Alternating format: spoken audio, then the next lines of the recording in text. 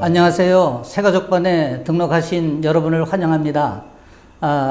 새가족반에 이제 5주 동안 시작할 텐데 먼저 저를 소개하겠습니다. 저는 유재현 장로입니다.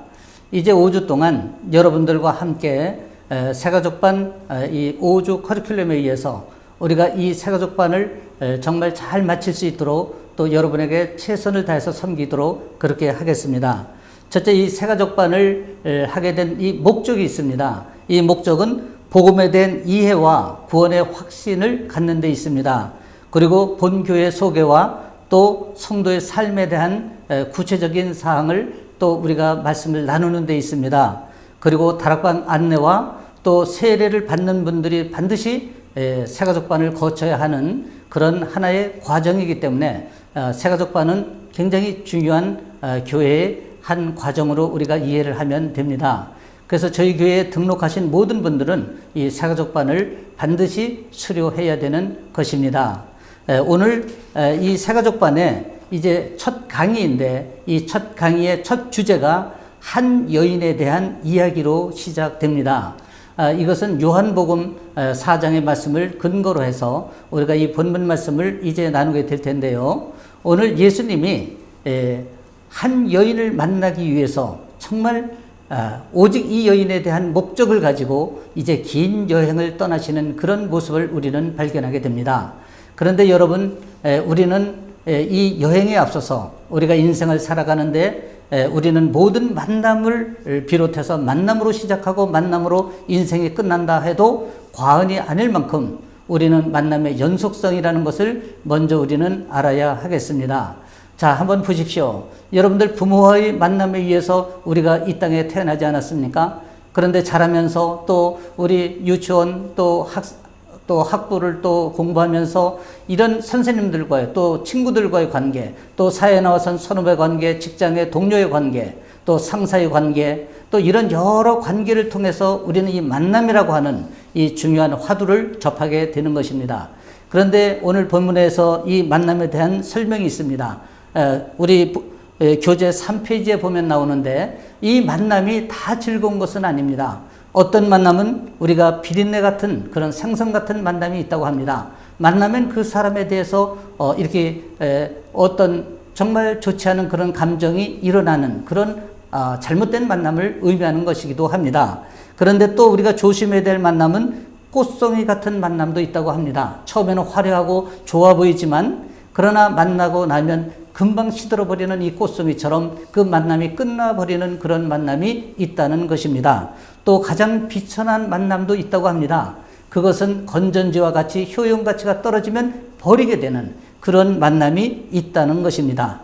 그런데 또 가장 안타까운 만남도 있습니다. 뭐냐면 지우개 같이 한번 만나고 나면 그 사람을 얼른 지워버리고 싶은 그런 만남이 있다는 얘기입니다. 이런 만남은 다 모두가 우리가 불행한 만남이다. 이렇게 우리가 이 만남을 정의할 수가 있습니다. 어떻습니까, 여러분? 여러분들 지금까지 생을 살아오면서 정말 수많은 만남이 있었지만 그 만남이 여러분들에게 어떤 영향력을 주었는지 한번 생각해 보시면 이 만남이 얼마나 중요한지 우리가 알 수 있는 것입니다. 그래서 어떤 만남은 정말 이런 불행한 만남을 통해서 우리 인생 자체에도 큰 데미지를 입는 그런 경우가 있고 또 어떤 만남은 정말 그 만남을 통해서 우리 인생의 유익과 또 어떤 삶의 터닝 포인트가 되는 그런 만남도 있는 것입니다. 저도 지금까지 인생을 살아오면서 보니까 정말 만나서는 안 될 그런 만남을 통해 우리가 엄청난 고난을 자초하고 아픔과 상처를 가져온 그런 만남도 있었습니다. 그런데 또 어떤 만남은 정말 나에게 멘토 같은 만남이 되고 정말 나의 아픈 곳을 감싸주고 보듬어주며 위로와 격려가 되는 그런 만남도 있었습니다. 여러분도 이런 만남을 위해서 우리는 기도해야 된다는 사실을 아십니까? 그래서 저는 항상 기도합니다.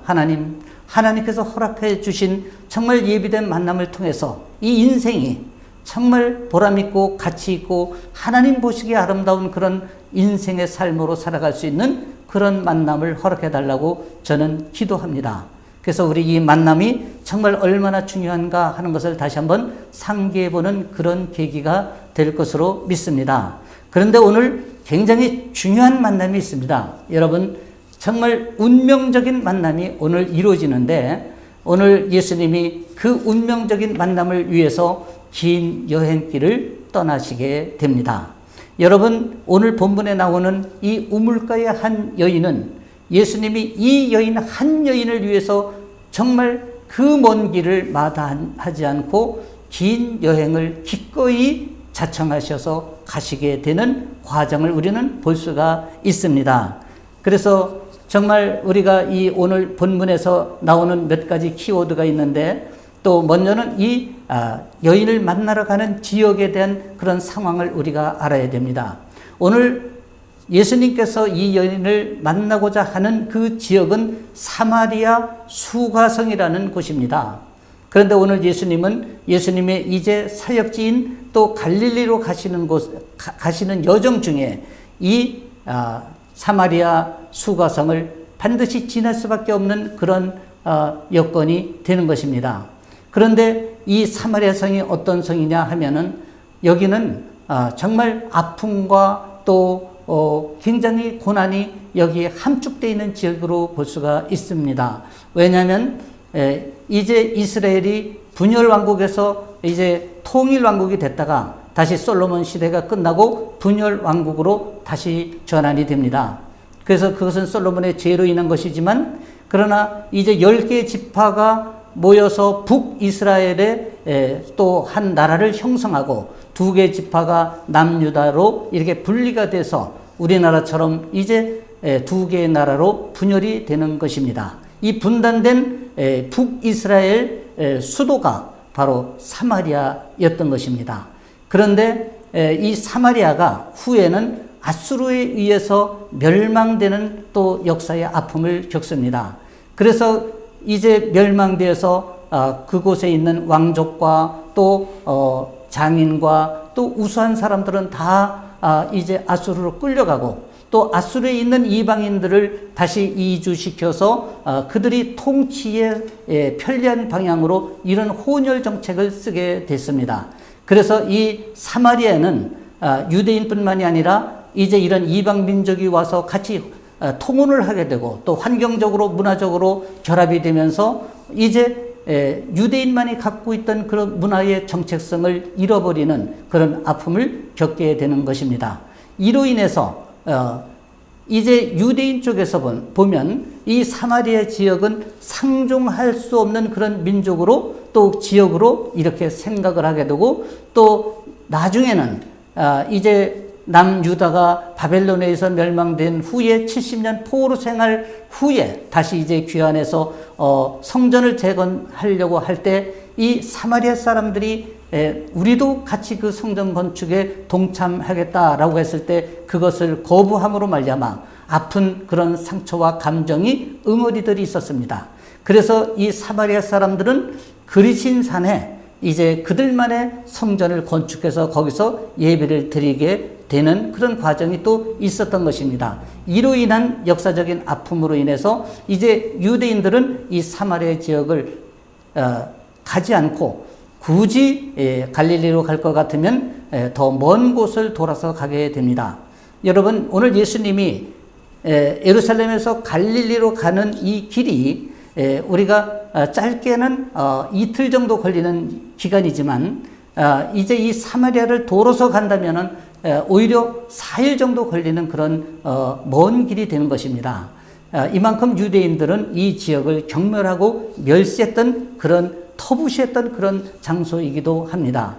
그런데 오늘 예수님께서 이 지역을 기꺼이 이제 여행길에 나서는 것입니다. 그 목적은 바로 우물가의 한 여인을 만나기 위함인 것입니다. 그래서 오늘 본문 말씀을 우리가 함께 보면, 이제 예수님께서 이제 유대 지역을 떠나서 다시 갈릴리로 가는데 이 사마리아 지역을 이제 통과하는 그런 과정이 나옵니다. 그런데 이 사마리아 지역을 통과하는 것을 제자들은 만류했습니다. 그럼에도 불구하고 예수님은 기꺼이 사마리아 지역을 이제 향해서 긴 여행길에 떠나게 됩니다. 그래서 이제 이 예수님께서 이 사마리아 지역에 이제 가시게 되는데, 이 사마리아 지역에 가시면서 이 우물가의 여인을 이제 만나는 극적인 장면이 오늘 본문에서 나옵니다. 그것은 이제 우물가에 이제 예수님이 도착하셨을 그 시간이 난 12시다 이렇게 말씀하고 있습니다. 그런데 이것이 유대 달력으로는 저녁 6시라고 하는데 지금의 우리의 이런 환경으로 보면 또 지금의 우리의 이런 달력으로 보면 우리나라의 경우로 보면 난 12시 이렇게 우리가 볼 수가 있습니다. 그래서 그 시간대는 가장 열악한 시간, 가장 뜨거운 시간, 보통 사람들로서는 그 시간에는 다 그 지역에서 움직이지 않고 집에서 쉬는 시간입니다. 저는 중동에 근무를 6년 동안 해봐서 합니다. 보통 낮에 50도가 넘는 온도가 오르내리고 있어요. 그럼 그렇게 우리가 5분만 나가서 길을 걷는다고 해도 온몸이 땀으로 목욕을 할 정도입니다. 그런 길을 예수님이 오늘 나섰다 하는 것을 먼저 우리가 생각을 해 봐야 됩니다. 그것도 한 여인을 위하기 위해서입니다. 그래서 이제 예수님께서 이 우물가의 한 여인을 만나게 되고 첫 번째 대화가 물을 좀 달라 이렇게 말씀을 하시면서 이제 대화의 물꼬를 트게 됩니다. 그런데 이 여인이 이렇게 반응을 합니다. 물을 달라고 하니까 어떻게 당신이 사마리아인 나에게 물을 다 달라고 합니까? 라고 좀 퉁명스럽게 말을 하는 장면이 나옵니다. 그런데 예수님께서는 네가 만일 하나님의 선물과 또 내게 물 좀 달라 하는 네가 누구인 줄 알았다면 내가 그에게 구했을 것이요 그가 생수를 네게 주리라 이렇게 말씀을 하십니다. 그런데 이 여자는 오히려 또 이렇게 반문을 합니다. 여기는 그렇게 물을 기를 곳도 없고 물을 기를 그런 그릇도 없는데 어떻게 그런 생수를 우리가 얻을 수 있겠느냐 하는 것입니다. 그러면서 우리 조상 야곱이 이 우물을 우리에게 주셨고 또 여기서 자기와 자기 아들들과 짐승이 다 마셨는데 당신이 이 야곱보다 큰 사람입니까? 라고 묻는 것입니다. 이때 예수님께서 이렇게 말씀하십니다. 이 물을 마시는 자마다 다시 목마르거니와 내가 주는 물을 마시는 자는 영원히 목마르지 아니하리니 내가 주는 물은 그 속에서 영생하도록 솟아나는 샘물이 되리라. 이렇게 말씀을 하십니다. 여기서 내가 주는 물, 이렇게 물은 이런 말씀이 나와요. 이 내가 주는 물이 무슨 물일까? 이것은 바로 예수님을 구주로 고백한 사람들만이 마실 수 있는 생수를 의미하는 것입니다. 근데 여자가 영적으로 아직 깨어나지 못하니까 이렇게 말씀합니다. 그런 물을 내게 주사 목마르지도 않고 또 여기 물 기르러 오지도 않게 해 주십시오. 이렇게 얘기를 하는 것입니다. 보통 그 당시에 물을 기르러 가는 그 거리는 대략 1km 정도가 넘는 거리를 왕래해야 되기 때문에 상당히 힘들었을 것으로 생각을 합니다. 그러니까 육적으로 생각할 때 그렇게 우리가 목마르지 않는 물을 우리가 얻을 수 있다면 그런 물을 내게도 얻게 해달라 이런 소망의 말씀이 되는 것입니다. 그런데 이 말씀을 들은 예수님께서 정말 뜻밖의 말씀을 하십니다. 어떻게 보면 오늘 요한복음 전체의 말씀에 중요한 핵심 키워드가 되는 그런 말씀일 수도 있습니다. 예수님이 이렇게 말씀하십니다. 내 남편을 불러오라. 여러분 한번 생각해 보십시오. 참, 지금까지 이게 물에 대한 얘기를 하다가 갑작스레 예수님께서 내 남편을 좀 불러오라. 이렇게 말씀을 하시는 것입니다. 참, 남편을 불러오라는 이 말과 지금까지 대화와 무슨 상관이 있습니까? 그런데 예수님의 이 말씀은 굉장히 중요한 의미를 내포하고 있는 것입니다. 근데 여자가 이렇게 말합니다. 나는 남편이 없습니다. 이렇게 고백을 하는 것입니다. 굉장히 이 중요한 이 고백을 하는 것입니다. 예수께서 이르시되 내가 남편이 없다는 말이 옳도다. 너에게 남편 5이 있었고 지금 있는 자도 내 남편이 아니니 내 말이 참되도다. 이렇게 예수님께서 그 여인의 현재 상황을 터치해 주시고 또 말씀을 하셨습니다. 이때서야 여자가 이렇게 고백을 합니다. 내가 보니 선지자로소이다. 이렇게 말씀을 드리는 것입니다. 이 말은 이제 지금까지 예수님을 한 유대인의 한 사람 또는 랍비의 한 사람으로 봤는데 이제 자기의 과거를 탁 아는 것을 보니까 선지자 중에 하나다라고 인식할 정도로 영적인 눈이 서서히 떠지는 것을 우리가 알 수가 있습니다. 그러면서 여인이 갈급한 마음을 이렇게 얘기합니다. 우리 조상들은 이 산에서 예배하였는데 당신들의 말은 예배할 곳이 예루살렘에 있다이다, 있다이다, 이렇게 말을 하는 것입니다. 그런데 이 말씀 속에는 굉장히 여인이 갈급한 마음이 포함되어 있어요. 그리고 정말 어떤 것이 참 예배인가? 라는 근원적인 질문을 하는 것입니다. 한번 생각해 보십시오. 유대인들은 예루살렘에 성전이 있어요. 그리고 이 성전이 유일한 성전이라고 하며 거기서 하나님을 만난다는 율법주의에 빠져 있습니다. 그런데 이 사마리아 지역에 있는 사람들은 예루살렘을 갈 수가 없어요. 그래서 그들은 그리심산에 또 새로운 성전을 짓고 거기서 예배를 드렸던 것입니다. 그러니 어떤 것이, 어디에서 예배를 드리는 것이 참된 예배입니까? 이렇게 질문을 하는 것입니다. 이 말 속에 정말 이 여인의 갈급한 마음과 또 예배에 대한 소망이 들어있는 것은 아닌가, 우리가 이렇게 볼 수도 있습니다. 그런데 예수님께서는 이렇게 말씀하십니다.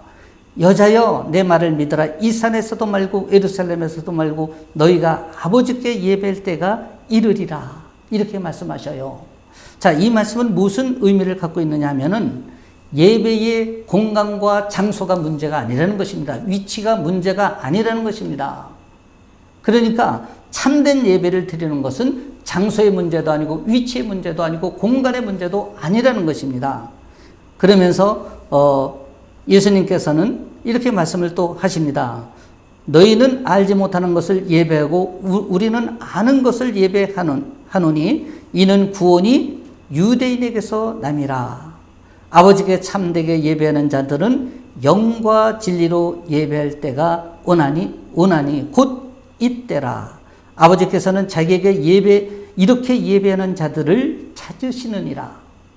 여기에 예수님이 말씀하시는 핵심 포인트가 다 들어 있습니다. 예배는 장소의 문제가 아니고 공간의 문제가 아니고 위치의 문제가 아니라는 거예요. 그럼 어떤 예배가 하나님이 받으시는 예배냐? 그것은 영과 진리로 드리는 예배다.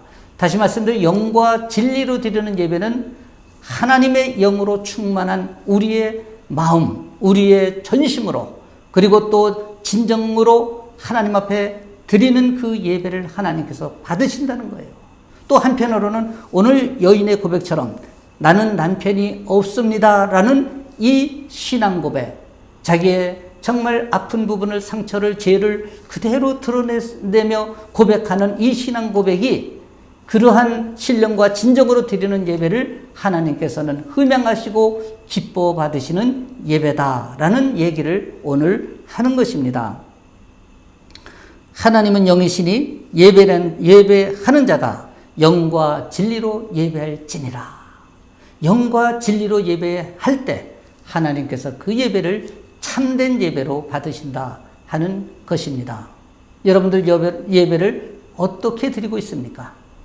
여러분들이 주일날 예배 드리는 것을 정말 준비된 예배를, 하나님이 받으시는 예배를 드리고 있는지 한번 가슴에 손을 얹고 생각해 볼 대목이 아닌가 생각을 합니다. 하나님은 준비되지 않은 예배, 종교적인 예배, 의식적인 예배는 하나님이 받지를 않으십니다. 그런데도 불구하고 우리는 그렇게 드렸음에도 불구하고 그 예배를, 하나님 앞에 예배를 드렸다라고 생각하는 착각 속의 종교 행위를 할 때가 얼마나 많은지 알 수가 없습니다. 오늘 예수님께서 분명히 예배의 정의를 내려주셨어요. 영과 진리로 예배할지니라. 이 예배만이 참된 예배이고 하나님께서 받으시는 예배라는 그런 의미가 되겠습니다. 이에 대해 여자가 다시 이렇게 말합니다. 메시아 곧 그리스도라 하는 이가 오실 줄을 내가 아노니 그가 오시면 모든 것을 우리에게 알려주시리라.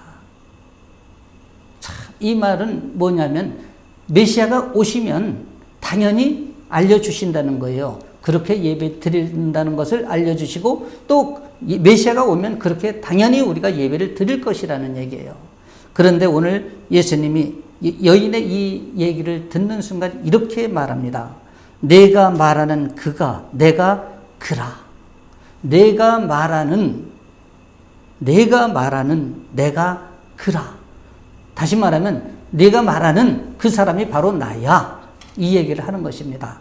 영어로는 I am who I am. 나는 나다. 이런 얘기를 오늘 예수님이 직접 하시는 것입니다. 이 말씀 속에서는 이제 내가 메시아야, 내가 그리스도야 라는 자기의 정체성을 비로소 드러내시는 것입니다. 이 말씀을 들은 이 여인이 이제 눈에 비늘이 확 떨어졌어요. 그래서 물동이를 버려두고 동네로 뛰어갑니다. 그러면서 어떻게 얘기하냐면 와서 보라는 거예요. 내가 만난 이분을 와서 보라는 거예요. 바로 이분이 메시아 그리스도가 아니냐 하면서 온 동네에 다니면서 외치는 자가 된 것입니다.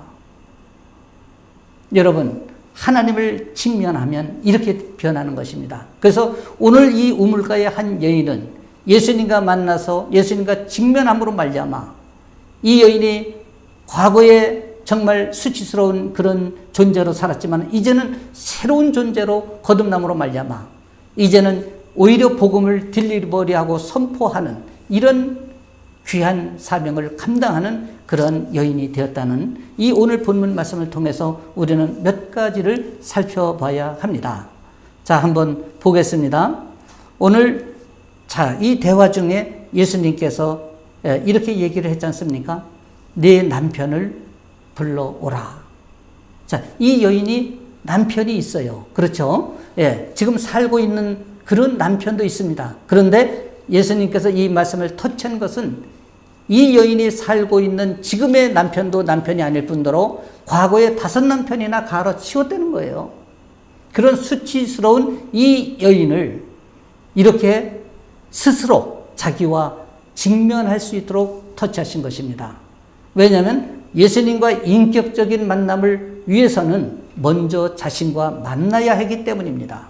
자신과 만나서 자기가 누구인지, 어떤 존재인지, 그리고 자기의 그 내면에 있는 죄가 무엇인지를 발견하지 않고는 예수님을 우리가 인격적으로 만날 수 없기 때문입니다.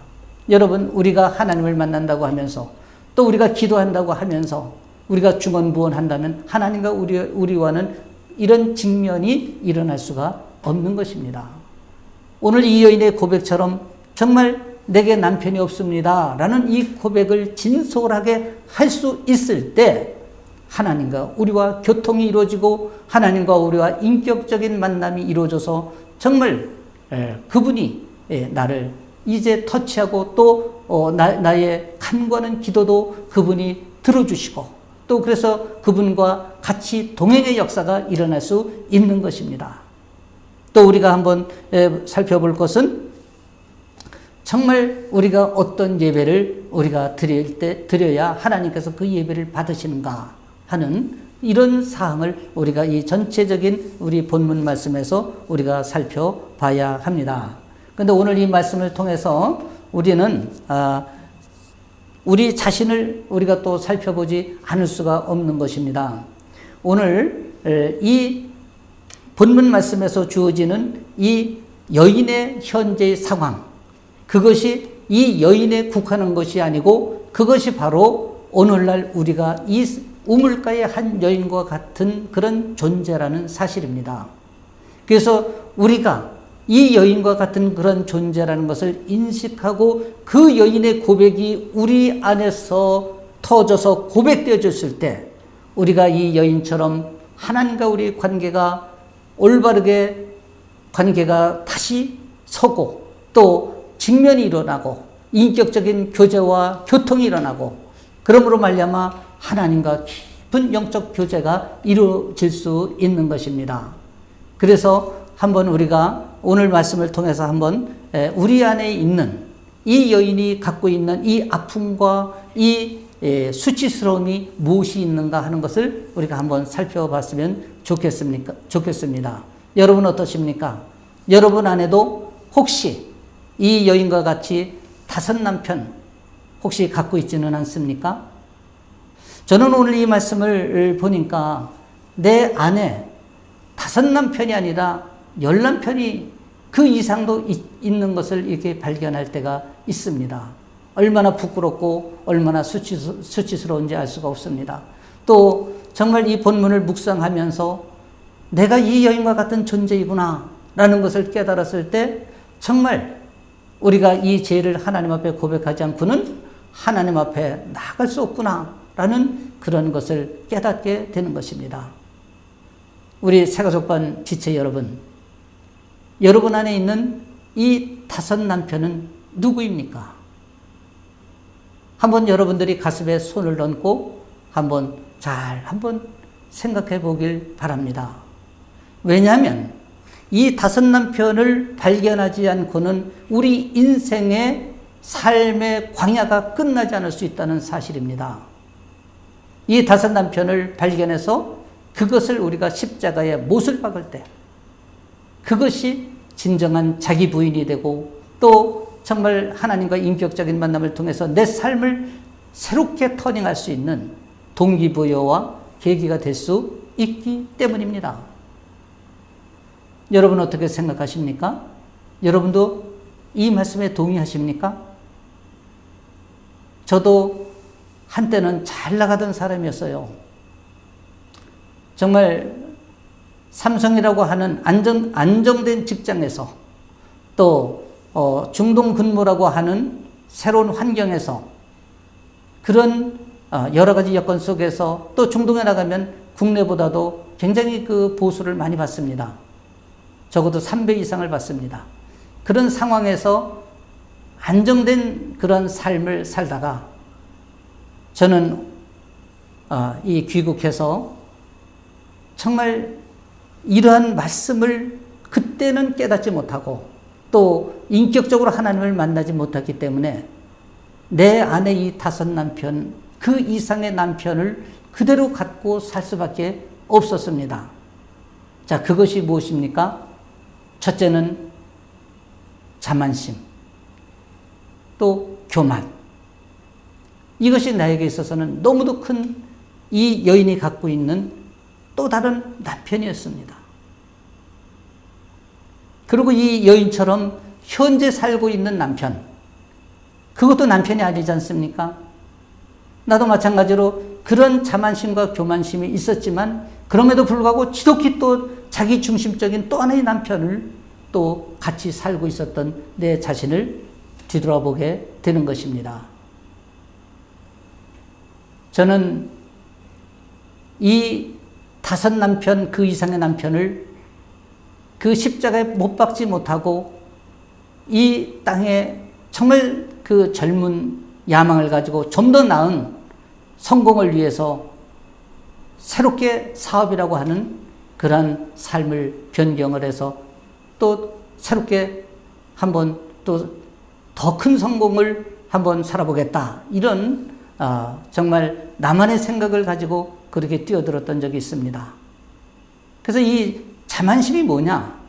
저는 그렇게 스펙이 잘난 사람도 아니고 남보다 뛰어난 사람도 아니었어요. 그런데도 불구하고 I can do everything. 나는 무엇이든지 내가 마음먹은 대로 다 할 수 있다라는 이 엄청난 자만심에 빠졌습니다. 그래서 내가 할 수 없는 일은 없다. 이렇게 생각했던 것입니다. 그래서 사업도 내 마음대로 구상하고 내 마음대로 진행하고 내가 그것을 투자하고 이렇게 계속 그런 일들을 반복해 나갔습니다. 그래서 첫 번째 사업이 실패하면 또 두 번째 사업을 시작하고 세 번째를 시작하고 네 번째를 시작하고 그렇게 해서 7년의 이 광야 생활을 저는 이 7년 동안의 5대 광야를 다 겪었습니다. 그래서 이제 97년 말 12월 IMF 국가 위기가, 외환 위기가 터졌을 때는 내 가진 모든 것을 다 잃고서야 오늘 이 여인의 고백처럼 내게 남편이 없습니다라는 고백을 하나님 앞에 무릎 꿇고 하게 되었던 것입니다.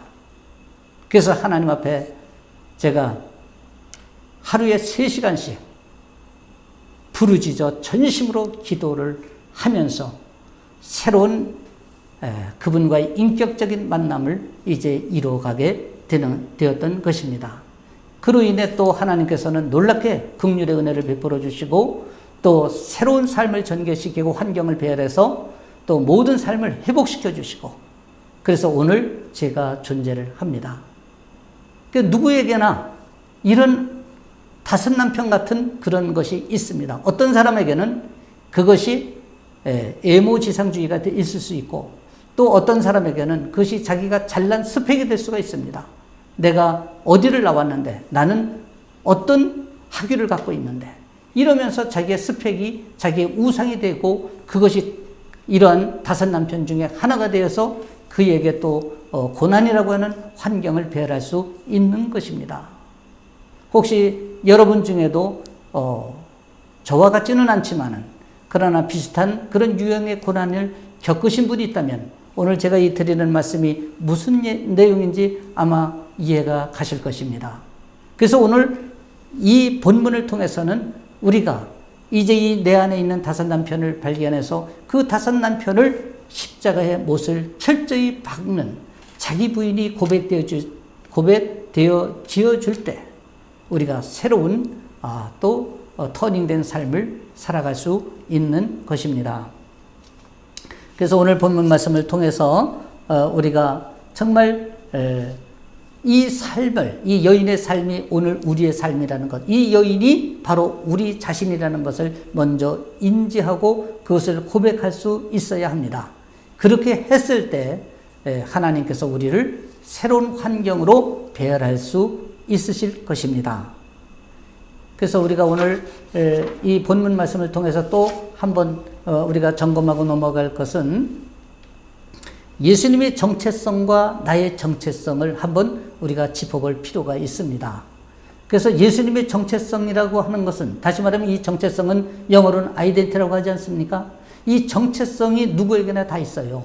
근데 우리가 예수님의 정체성을 알고 나의 정체성을 알면 오늘 이 여인과 같은 그런 실패 또 수치스러운 삶을 살지는 않을 것입니다. 그래서 오늘 본문 말씀에 주어지는 그 교훈을 또 우리가 잘 깨달아서 우리가 새로운 삶으로 또 진일보하는 그런 계기가 오늘 이 시간에 우리의 결단에 의해서 이루어져야 될 것으로 저는 믿습니다. 그렇다면 예수님의 정체성은 무엇이 있는가? 우리가 요한복음을 통해서 7가지를 한번 살펴볼 수 있습니다. 자, 첫 번째는 요한복음 6장 35절의 말씀을 통해서 나는 생명의 떡이라는 거예요. 자, 오늘도 예수님이 이 생수의 근원은 바로 나라는 거예요. 세상에 가서 찾지 말라는 거예요. 바로 나에게 와서 찾으라. 이 얘기를 오늘도 본문에서 말씀하고 계시는 것입니다. 그래서 생명의 떡은 우리가 예수님만이 공급하실 수 있는 것이기 때문에 이것이 예수님의 정체성이 될 수 있다 하는 것입니다. 두 번째는 나는 세상의 빛이다 라는 것입니다. 요한복음 8장 12절에서 이 말씀을 하고 계시는 것입니다.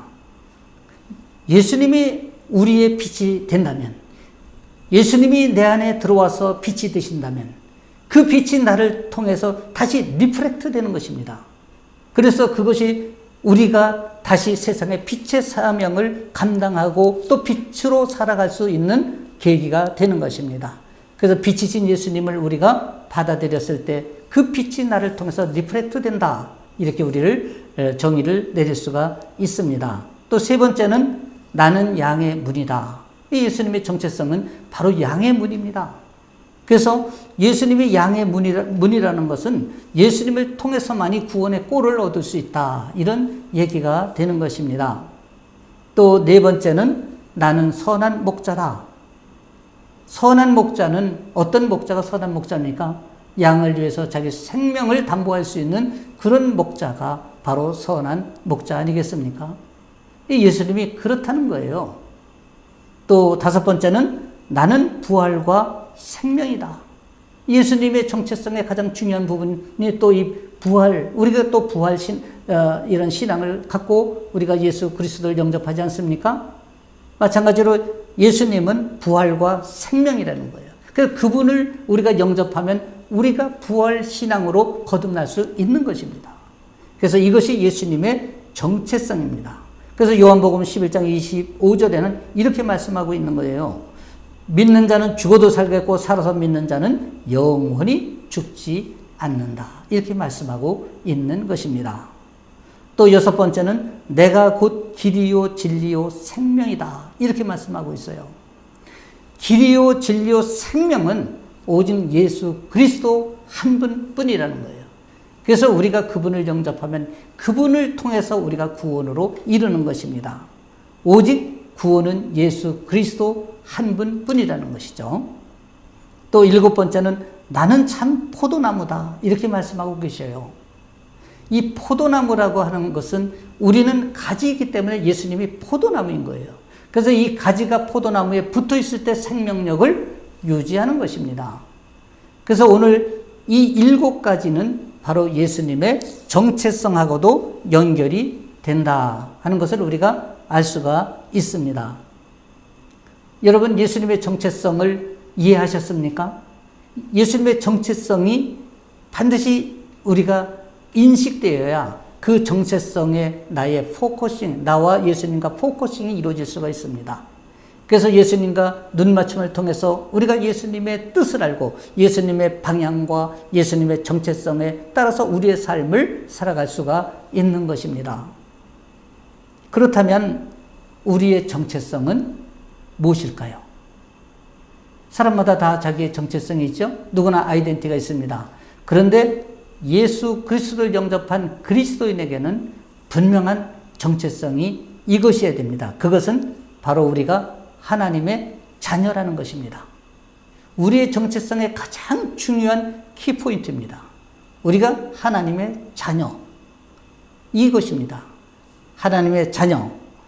그래서 하나님의 자녀라면 하나님의 창조의 숨결과 성령의 숨결, 말씀의 숨결을 느끼고 또 호흡을 해야 한다는 사실이에요. 이것이 하나님의 스피릿이고 또 우리가 하나님과의 그 영적 스피릿을 공유하는 길입니다. 그래서 우리가 하나님의 자녀라는 것은 분명한 정체성으로 고백되어졌을 때 우리가 예수 그리스도의 그 제자된 삶을 이 땅에서 넉넉히 살아갈 수 있는 것입니다. 새가족반 여러분, 어떠십니까?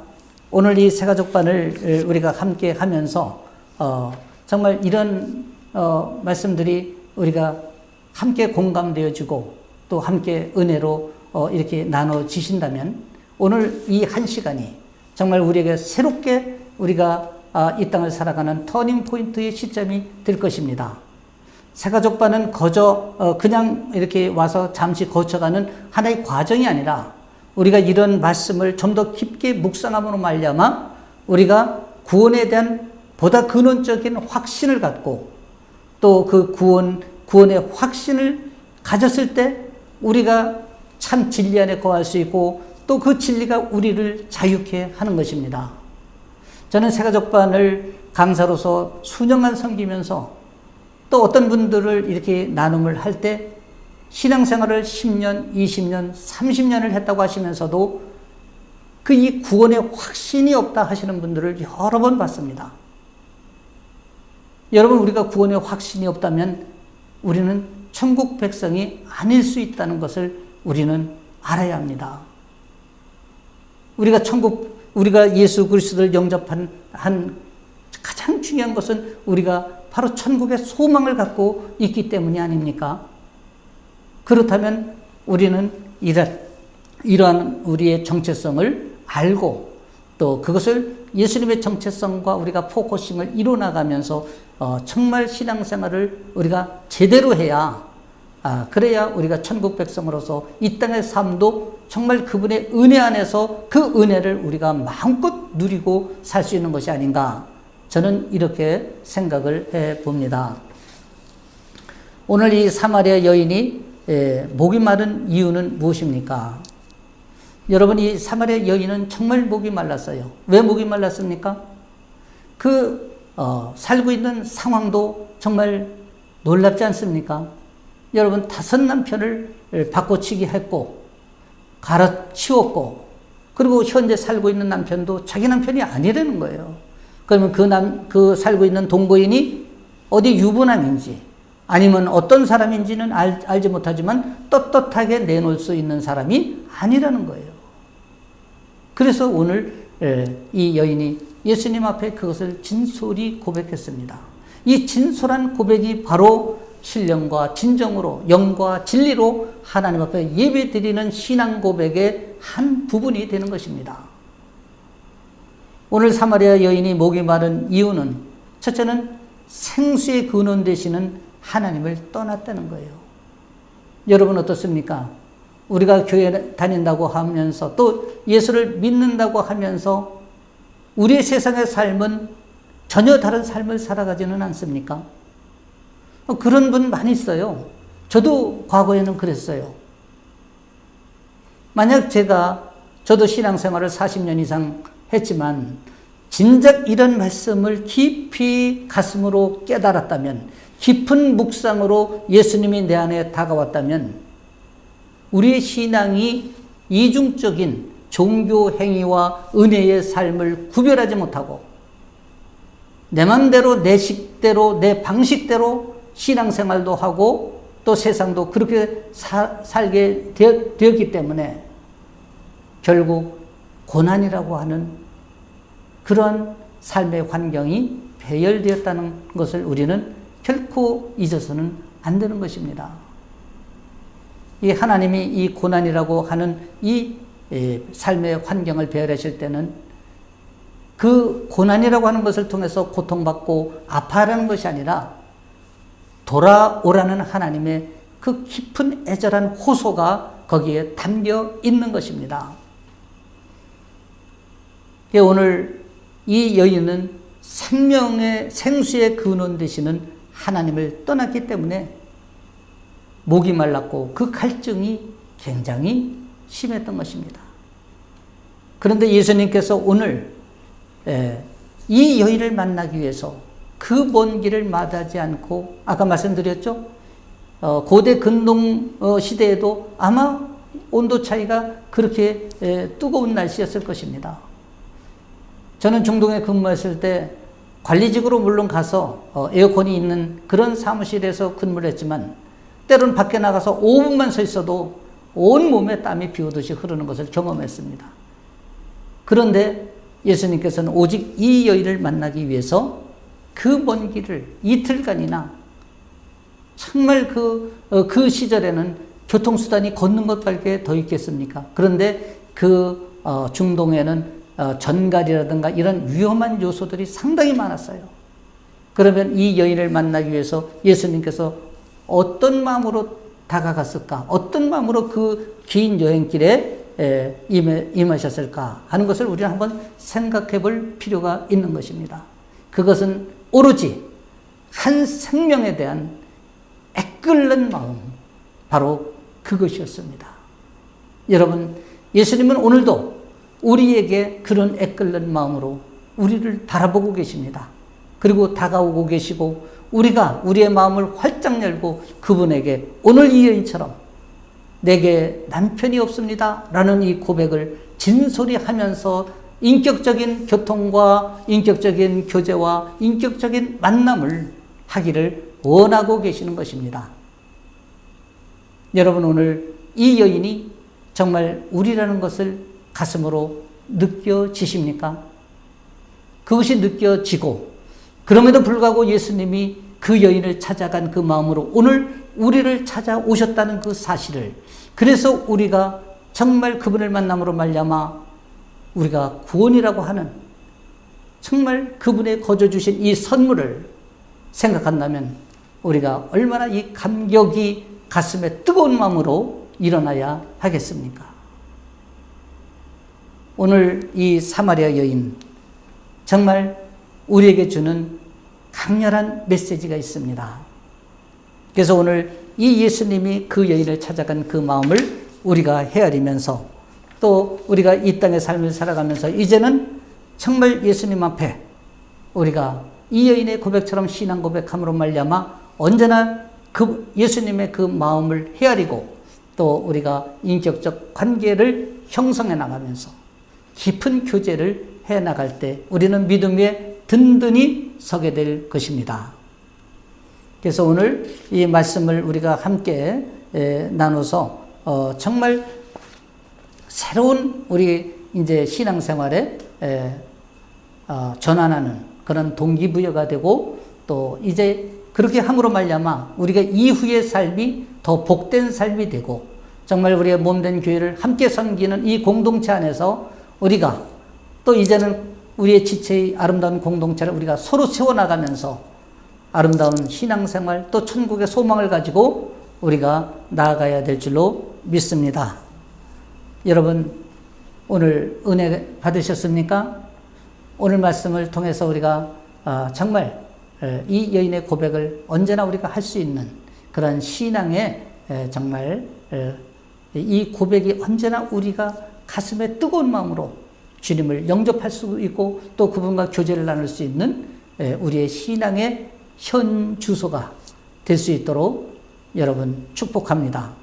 그리고 이제 남은 5주 동안 여러분들에게 최선을 다해서 우리가 섬기고, 그렇게 또 함께 이 강의를 이어나가도록 하겠습니다. 이렇게 해서 오늘 1강은 마치겠는데요. 이제 다음 주 2강은 정말 중요한 강의가 시작됩니다. 그것은 이제 거듭남이라고 하는 주제를 가지고 한 남자의 이야기로 시작되는데, 여러분 정말 너무너무 중요한 강의를 이제 다음 주에 하게 될 것입니다. 여러분들이 이 요한복음을 좀 많이 읽고 묵상하시고, 이 영상을 함께 보면서 또 묵상하면서 또 이렇게 말씀을 나누는 그런 시간이 되었으면 참 좋겠습니다. 여러분 감사합니다. 오늘 이렇게 해서 1강을 마치겠습니다.